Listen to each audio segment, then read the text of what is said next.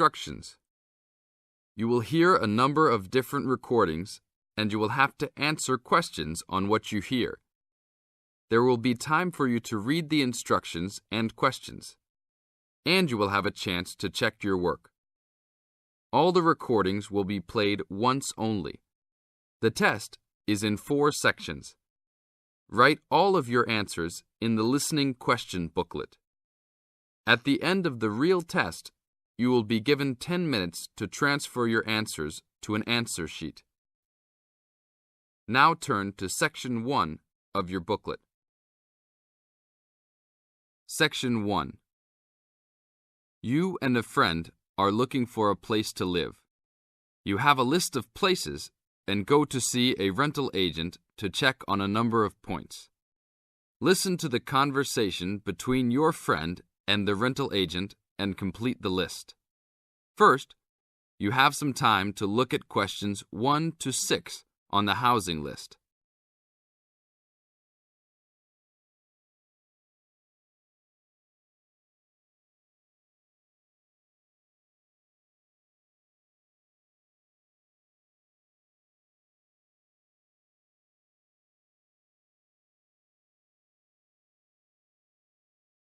You will see there is an example which has been done for you.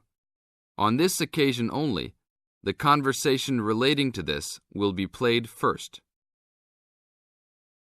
Hi, we've been looking over your listing of apartments for rent, and we have a few questions about a couple of the apartments. Can you help us? Sure. Yep, this is our most recent listing. What would you like to know? Well, we were first wondering about the house on 3rd Street. We can see that it is furnished and rents for $135 a week, but can you tell us how many bedrooms it has? Let's see. In addition to the den, it has 3 bedrooms. The rental on 3rd Street has 3 bedrooms. So in the example, 3 bedrooms has been written down in the number of rooms column for 19 3rd Street. Now we shall begin. You should answer the questions as you listen, because you will not hear the recording a second time. Listen carefully and answer questions 1 to 6. Hi, we've been looking over your listing of apartments for rent, and we have a few questions about a couple of the apartments. Can you help us? Sure. Yep, this is our most recent listing. What would you like to know? Well, we were first wondering about the house on 3rd Street. We can see that it is furnished and rents for $135 a week, but can you tell us how many bedrooms it has? Let's see. In addition to the den, it has 3 bedrooms. What about the one on Route 9N? It looks like it's big with a library and a deck, but it doesn't say how much it costs or anything else about it. Oh yes, Mrs. Gaylor's apartment. That one is actually only a 10-month rental, and it is going for $156 per week. It's quite a nice place. She only rents for 10 months each year because of horse racing season. Then her relatives all come to stay, so tenants have to move out. It's a little bit inconvenient, but past tenants have really enjoyed their stay there. Oh, well, we need it for a full year. I guess that one is out. How about the rental on Browen Drive? How many rooms does that one have? As it says on the list, it has 2 bedrooms and a private kitchen and bath. But it's actually a very small place. That's why it's a bit cheaper. Oh. Well then, what about the one that has 3 large rooms? Who is renting that property? That one is a good deal. Mr. John Smith is renting it. But he's quite eccentric and he has a strict rule about no pets. How about cats? Nope, absolutely no pets. Well then, how about this studio apartment rented by Mr. Bo Jensen? How is that one? That ad is actually a bit deceptive. The studio apartment is the whole upper floor of an older house. It's actually very large and, at $45 a week, quite affordable. And it's near campus. I think I'd like to check that one out. Do you have a telephone number that we can call? It's not on the list? Oh, it isn't. Here it is.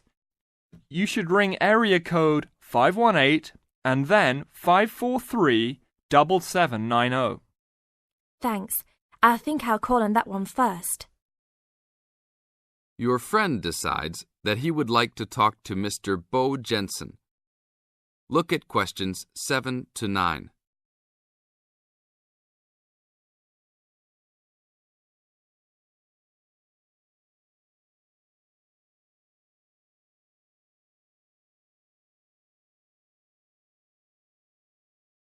Answer questions 7 to 9. Write no more than 3 words for each answer. Hello? 1512, Route 9. Yes, is this Mr. Jensen? Yes, it is. Can I help you? Yeah, we're studying here at university and we came across the rental information for the studio apartment that you are renting. Is it still available? Yes, of course. I actually just placed the ad and you're the first person to call.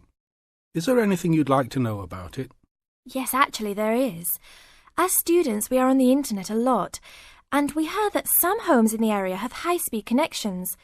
What type of connection do you have there now? Oh, that's an interesting first question. But I guess I have heard that too. But we just have a phone line here. Nothing fancy. I think you can have a cable line installed, but it's just a phone line for now. Okay, well maybe we can do that. What type of heating does the apartment have? Now there's a more traditional question. We have oil heat here. It's an older house. That tends to be a little more expensive during the winter, right? Yeah, but there's nothing to do about it. It would cost too much for me to put in a gas heater. What else would you like to know about the apartment? Well, we heard it was quite big. Is it furnished? Actually, yes. I should have put that in the ad. It has an old couch and a couple chairs, a dining table, refrigerator, stove, and even a dishwasher. Does it have any beds? Yep, it has 2. That sounds great. When is the apartment available? You can have it tomorrow night if you want. I just have to clean up a couple things before you get here. Do you want to come over and see it first? No, it sounds fine to us. I actually know the street too, so I know the area. We'll take it. This is the end of Section 1. You now have half a minute to check your answers.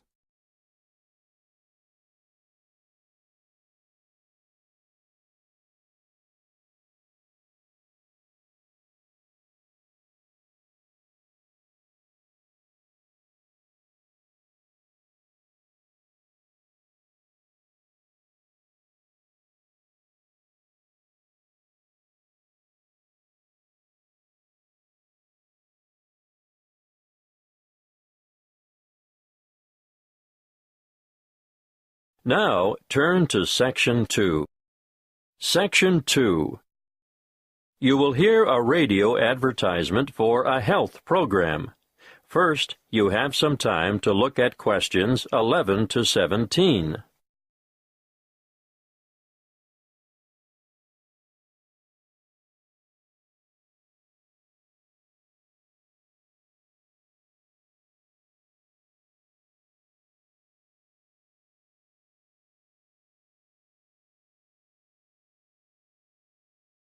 Listen carefully and answer questions 11 to 17. Prevention is better than cure. You all know that, don't you? Have you been looking for some help and guidance for maintaining your health? Well, today, I want to tell you all about a new health program called Be Well. Be Well Online, actually. This is an interactive website packed with resources to assist you in achieving your health goals. On this website, you'll find up-to-date health information you can trust. It has a register, which includes a quick online check to assess your health and keep track of your progress. What do you want to do? Lose weight? Give up smoking? Manage your blood glucose levels or just improve your overall fitness? Use the simple online assessment tool and receive a personalized report on your current state of health. This is what we call your wellness register. After you've completed this, you'll be ready to move on. Now, The Active Health Agenda is where our team of experts has created a series of interactive 8-week programs for some of the most common health goals. These are aimed at differing ages and lifestyles and include healthy eating and workout plans, plans for losing weight, stress management, longevity, or how to age gracefully by maintaining your health, and express workouts for those of you who never have enough time. If you join up to Be Well Online, you'll not only be able to use a whole suite of interactive tools and calculators, but you'll also have unlimited access to an extensive library of health articles, delicious, simple recipes, and illustrated exercise descriptions. Let's look first at the active sport component. This gives you individual attention. In fact, it's a virtual personal trainer. Sports science and fitness experts have developed programs that will enable you to take on a specific sporting challenge or fitness goal adapted to your particular ambition and skill level. Detailed daily warm-ups and workout plans and weekly training schedules will help you prepare for any upcoming event of your choice. Marathons, triathlons, open water swims, cycling, or fun runs are just some of the events you could enter with confidence when you've completed an active sport program. Be Well Online also features an active care project. This caters for individuals who want to address specific health needs. The 4 courses in most demand are Stop Smoking, which will give you strategies, email support, and reliable tools and resources to help you quit smoking forever.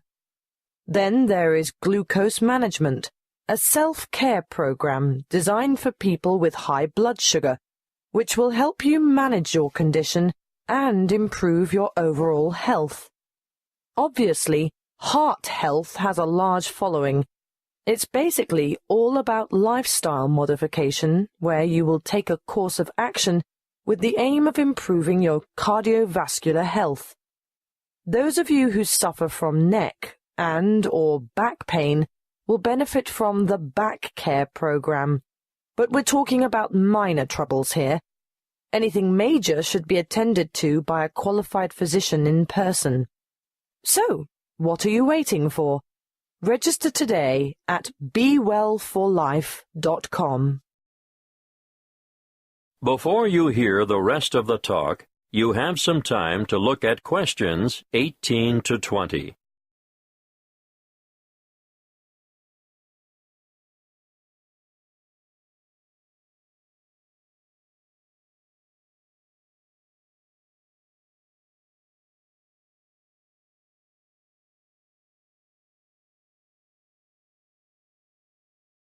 Now listen and answer questions 18 to 20.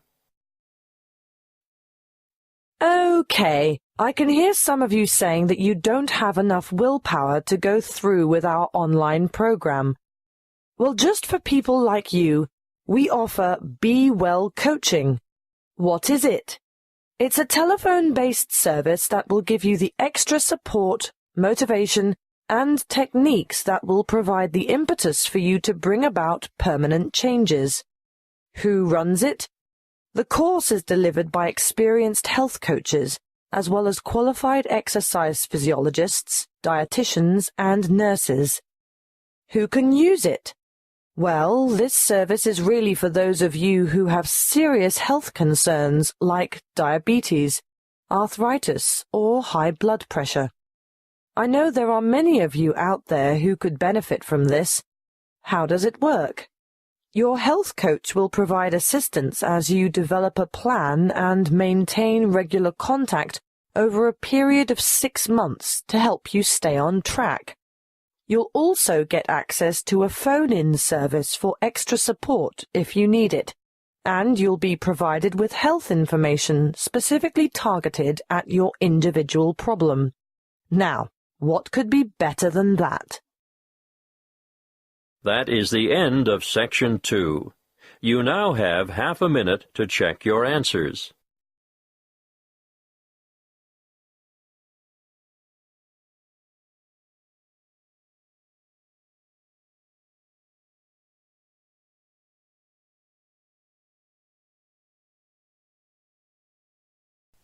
You will hear two friends discussing what to study at Mitchford University. First, you have some time to look at questions 21 to 27.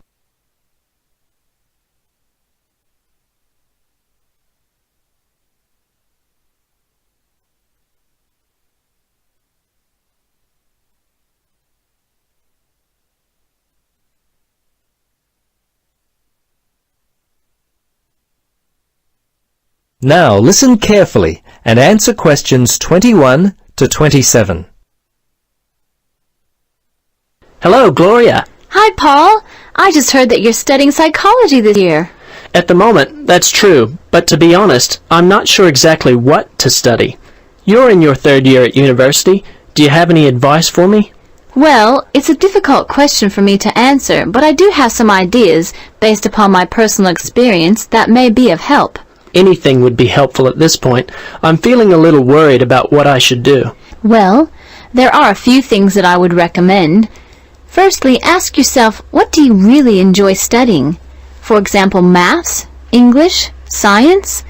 This will help you decide what course you should do. The university handbook lists all the courses available. You should take some time to look at it. A couple of my friends spoke with recent graduates of courses which took up a lot of time. Another thing which took a lot of time was an interview at the Dean of Academic Affairs office. They're always so busy there.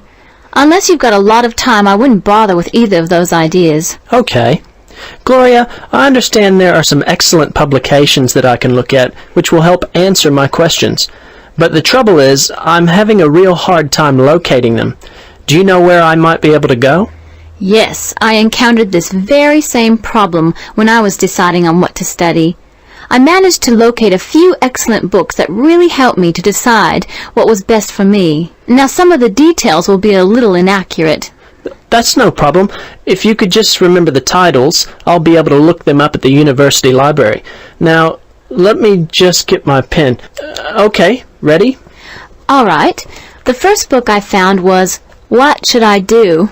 It was written by Paul Smith, and I believe it was published in 2000 by Smith Brothers. I think this was the best book I read, although Judy Newton's Choosing University Courses was also an excellent help for me. Can you remember what year that one was published? Let me see. Most of the books I read were published around the same year, 2000, I think. I can't remember who published it. I think it was Printers Limited. You'll have to check that one out yourself. No problem. This is just what I've been looking for. Anything else you could recommend? Yes, there was one other book which I remember because my cousin works for the publishers Brown and Tate. He started there in 2002. Anyway, the book's called Surviving University and was written by Julie White. It's an excellent book which came out in 2004. I certainly recommend it. Before you hear the rest of the conversation, you have some time to look at questions 28 to 30.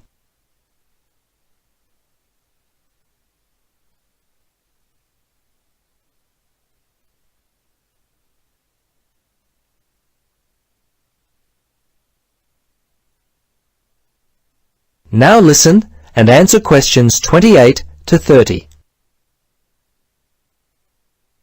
Gloria, this discussion has been so helpful.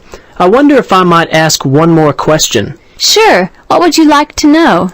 Well, I'm wondering why you finally decided to study psychology. Well, what helped me to decide was my interest in working with people. I think that's what you've got to really decide in your own mind. Do people give you energy or do they drain you of energy? I asked my friends what they thought of my idea, and most of them thought it was a good choice. Yeah, you know, I think my parents or family members who know me well would be a good place to start. I think if you like to research subjects, you might prefer to work by yourself. That could help you to decide what area you should study. For me, I like working with numbers, and I knew psychology involved a lot of this, so that also helped me to choose my course of study. The bottom line is you've really got to know what you naturally like to do. Once you work that out, you simply choose areas of study that relate to those things. Well, Gloria, I can't thank you enough for your time. Would you be interested in joining me for a coffee? That is the end of section 3. You will now have 30 seconds to check your answers.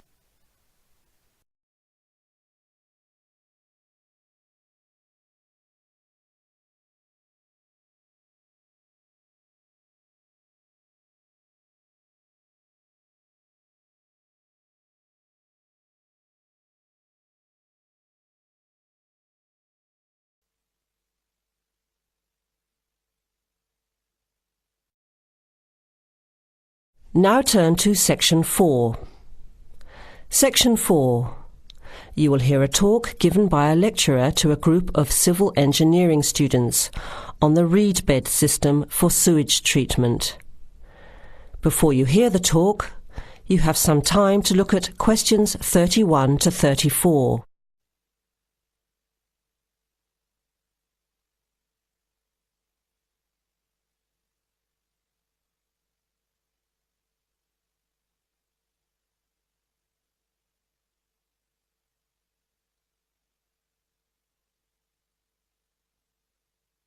Now listen carefully to the first part of the talk and answer questions 31 to 34.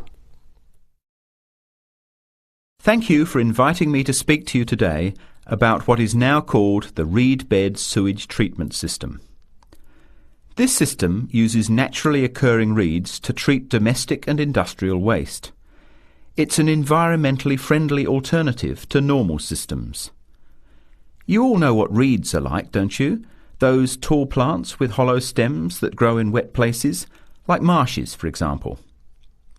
Here's how the system works. First of all, an artificial marsh is created. To do this, holes are dug about 1 metre deep and usually rectangular in shape. They are then lined with clay or plastic, and the liner is covered with gravel. After that, a system of tubing is laid, with holes in it, and more gravel is added to cover that. Finally, reeds are planted in the bed. The sewage is brought to settling tanks. From there, it is distributed to the roots of the reeds through the tubing. Note that the waste material enters the beds underground and remains underground. The reeds conduct oxygen very efficiently through their stems to the roots system. Here, bacteria work to reduce the waste material to basic elements. What comes out of the artificial marsh is water that has been cleaned through a natural process. The purified water leaves the reed bed through a simple outflow pipe. The water that comes out has to be tested. Sometimes it's held in a pond until it evaporates or soaks into the ground. Sometimes, after testing, the water is discharged directly into streams and rivers. Before the talk continues, with questions from the students, you have some time to look at questions 35 to 40.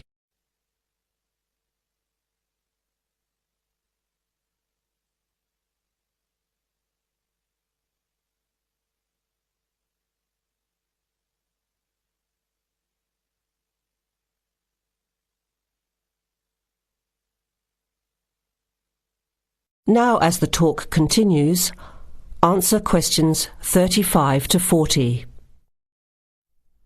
The reed bed system originated in Germany in the 1970s, and installations have been built in a number of countries throughout the world.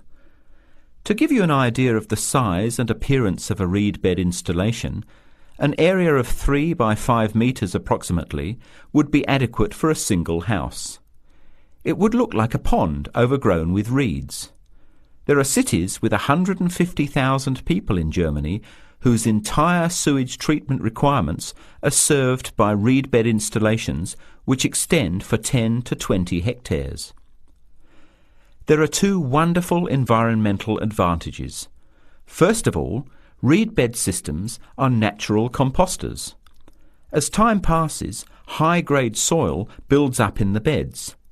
The soil can be removed and used for agricultural purposes.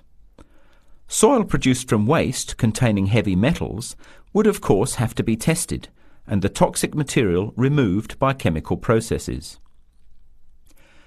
An additional advantage is that the reed bed can function exactly as a marsh, providing a healthy natural home or habitat for waterfowl and other birds, insects, reptiles and mammals. But there are practical advantages to a reed bed system over existing sewage treatment plants as well. At all levels, the cost is lower than for normal systems. Labour costs are a fraction of the costs of a conventional system. Typically, a large-scale reed bed installation will cost 10% less than a mechanical system. They require little maintenance, and unlike mechanical systems, the efficiency of reed beds increases over time. But before we go any further, you must have some questions. Maybe this sounds too good to be true. That's exactly what I wanted to ask. If these systems have so many benefits, why aren't they more popular? Why don't we see them everywhere?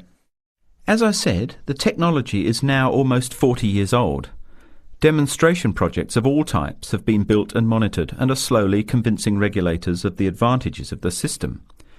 But you have to understand that regulating authorities are by nature conservative and resist change. Typically, there's a lot of opposition to these systems by manufacturers and by everyone involved in maintaining the conventional systems. Reed bed systems require fewer staff to operate, so there would be a decline in the workforce. Therefore, unions would resist the change as well. What happens to reed beds in winter? Does the efficiency decrease?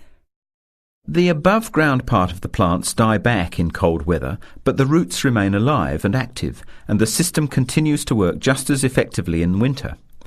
As soon as the weather warms up, new reeds appear and grow quickly. Is there a problem with mosquitoes in these ponds? Well, they're not exactly ponds with standing water. The beds look more like a field covered with long grass. The soil is moist, but not like a swamp, so there would be no more mosquitoes than in any other field. Remember, the effluent enters the beds underground and remains underground. OK, let's get into some of the technical details now, and I'll answer questions as they come up. That is the end of section 4. You will now have half a minute to check your answers.